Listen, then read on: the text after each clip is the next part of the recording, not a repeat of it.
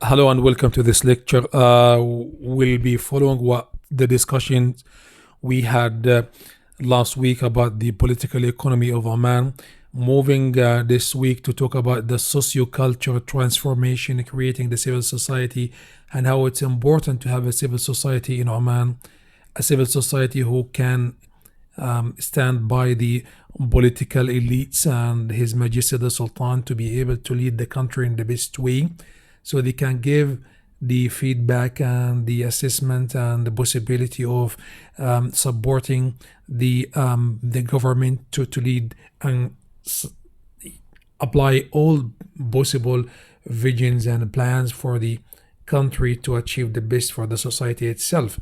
Now, how much transformations we had for the long term? We had lots of changes in terms of economy and infrastructure, but at the social level, you'll find the society it has been always semantic, despite the statements could be made by some scholars that Oman it's a multicultural society. The fact Oman is a semantic one complete society having people from different belonging in the past but are able to work together as citizens in one country national of Oman itself, even though we have people have different school of thoughts and they came from different backgrounds, but the fact is those in general everybody has been working hand by hand together to achieve the best for the society in general. The changes happened in since 1970 in Oman, where between the Sultan Qaboos rahmatullah alayh, and the main society, the people of Oman, where we had reconciliation and cessation for the war and conflict. We had stop and cessation for all kind of military activities, where the Sultan was working with the elites in the society, with the head of a tribe, Sheikh and Mashayikh في كل مكان, in every city, in every walaya in Oman. And this is what we call top down system, where we have the Sultan was working to lead the whole society in the best way. A society who has been in conflict for the past 10 years before 1975. So 1965 till 1975, Omani society was somehow divided, and in the south we had separatists who wanted to separate the south based on the communist ideas and ideologies. But the Sultan Qaboos came as a sultan of the country to lead and to manage and to unite. Unification of the country was number one policy. Uniting the country, that was really important, and to priority here to have well-being of all people. It doesn't matter where they come from. It doesn't matter how they think and what they believe in. That people of the country have to be united and work together for the sake of the whole nation, for the sake of the whole country, to work together and achieve peace and prosperity and best economy. So number one element was education. Education was number one if you wanted to depend much on something as a principle to lead and unite the people and to give them the best idea about how people can coexist. It's education, education, education. In fact, in 1970, there were only 3 primary schools in Oman with almost 900 students. From 1970 onward, education emerged as cornerstone of the country ambitious, as the national development policy depended much on education. So without education, you cannot establish a strong society or a political system. So the Omani society have somehow changed in terms of education and culture after 1970. But then we have a drastic change. We have many schools and many other public institutes, but focusing here in this week lecture about the educational system. So we have the first 5 years after 1970, the Ministry of Education was established, along with other ministries and national bodies, but the Ministry of Education was one of the first ministers to be established in Oman in 1970s. As you can see here, like by mid 1990s, with completion of the goal of nationwide school construction in sight, you find the Minister of Education began working, reviewing the curriculum, raising the qualitative standards and the quality of the education in Oman, and introducing reform designed to meet the need of Omanis in 21st century globalized world. Today, these efforts are continued being reviewed and assessed, particularly in the context of a growing, unexpected, and expanded youth population. We have the number of people have been increasing, doubled, more than doubled since 1970. We needed more schools and educational centers, universities to be established with more teachers, and that was one of the main policy has been already in place by His Majesty Sultan Qaboos Rahmatullah Ali. Then we have expansions of public education in Oman, which has been accompanied by the growth of a private alternative of both Omani and expats living in the country. See, look at the statistic here. We have about almost like 500 private schools, almost 40 international schools. Um, we have we have thousands of public schools in the country, in every wilaya, in every quarter, everywhere in the country, every city, and every quarter, you're going to find at least one or two schools. So this is why the expansion needed, because you have the growing number of population, especially young generation. You have to be educated. They have to be educated in the best way. So we have a variety of schools in Oman, the public and the private and international with different standards. But again, like we have minimum standard of education, which has been to be accepted by the Ministry of Education. In addition to schools, of course, we have universities and colleges. Number one and the best university in Oman is Sultan Qaboos University, which was established and began working in 1986. So the Ministry of Education have somehow given the approval for many public and private colleges to work and invest in education with young generations.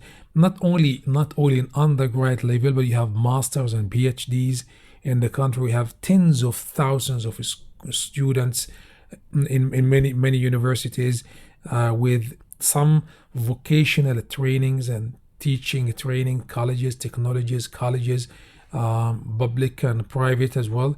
Educations in many aspects, in health, in banking, in educations, in medicine. Almost everything is needed in the country in terms of education is available in public and private educational institutes in Oman. So this gives chance and variety of different chances for the young generations to find whatever is needed for them to suit them in terms of education as majors to study. In addition to this, of course, scholarships have been granted to most of the students in the country, and people who wanted to go and study abroad, especially in United States and United Kingdom and European countries. They are giving the chance and have been sponsored by the state. So this is a generosity by the Sultan and the political elites and the government to give young generation the chance to learn and to study in Oman and abroad. So they have the chance in doing this in either way. In addition to the schools who teach in English and Arabic, so you have two main languages to study and use. It depends on the institute and whether it could be a school or higher educational institute. Sultan Qaboos University SQU is one of the best. It is the best. It's the best university ranked in Oman. And with the vision of His Majesty Sultan Qaboos, it was established to lead, because there was a need for having Omani elites who can serve the community, To be able to serve the community, you have to educate people. Initially in 1970s and 1980s, people went to study in many countries in the Middle East and in European countries, but they come back and you have now elites who can be working and giving their own experience to the second and the third generations in many aspects and many majors of studies. So the infrastructure was made firmly in place, where the Sultan Qaboos University itself, as a co-educational institute, opened its door to an expectant nation, like increasing society, a number of young people, the new generation who has been increased, which needed really much education. Now, if you look back in 1970, you're going to find only three schools. Now we have tens of thousands of schools. If you look at 900 pupils in 1970, now you find hundreds of thousands of pupils and students. Education is one of the best, one of the highest. I mean, it's one of the highest in the Middle East. Literacy was the lowest in 1970. Now literacy becomes one of the highest in the Middle East, in Oman. His Majesty Sultan Qaboos once said, declared, "We live in an age of science and education. We live in an age of science and education. Education and work are our only means of progress and development within the context of our Islamic civilizations." So focused on the education, because he knew that education have to be the first step to lead, to manage, to create a civil society, people who can build their own country. Not even this, like we have now people who are educated in many countries such as United Kingdom, United States. Some young people from Oman went to study at one of the best, or some of the best universities, such as Oxford University in the UK. So they come back to work as politicians. Minister of Education, we have the first woman in the Ministry of Education as a minister, the first in the GCC countries as a female cabinet minister, and she was an education minister of higher education, Rawiya al-Bousaidiya. Now we have Dr. Rahma al-Mahrouqiya. She was the assistant to the vice chancellor of Sultan Qaboos University. Now she becomes the minister. So in education, we invest much as well in male and female. We invest in women. Many of the staff and faculties who work in education are female. In fact, Oman has one of the highest number of female employment in the world, one of the highest. 51% of public employees in public office in Oman, female, and this is one of the highest in the world. So education was given to both gender, no discrimination in terms of education, no discrimination as a negative, not based on the merit and the achievements. Young people went to study in many universities, and we have lots of achievements. Scholarships were given to young people who are really educated and wanted to have more education, higher education, masters and PhDs. And look at the colleagues who come back to work here. They have the best quality education. But again, like, come back to the socio-political structure.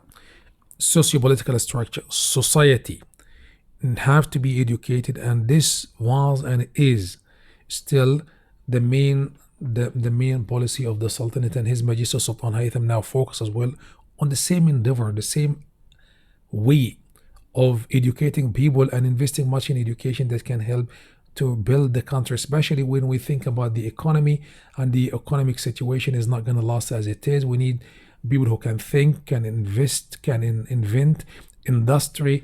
We would have a creativity in thinking to be able to build in many aspects. Especially we will look for economic diversification, and this depends on young generation who can think of other options, not only oil and gas. We have to look for other options: industry, tourism, farming, fishery, and have to use technology. Technology is important in this regard. So education can lead to best quality of life and can sustain the relationship between the society and the government.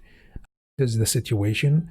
Thank you very much for your time, and talk to you later next week.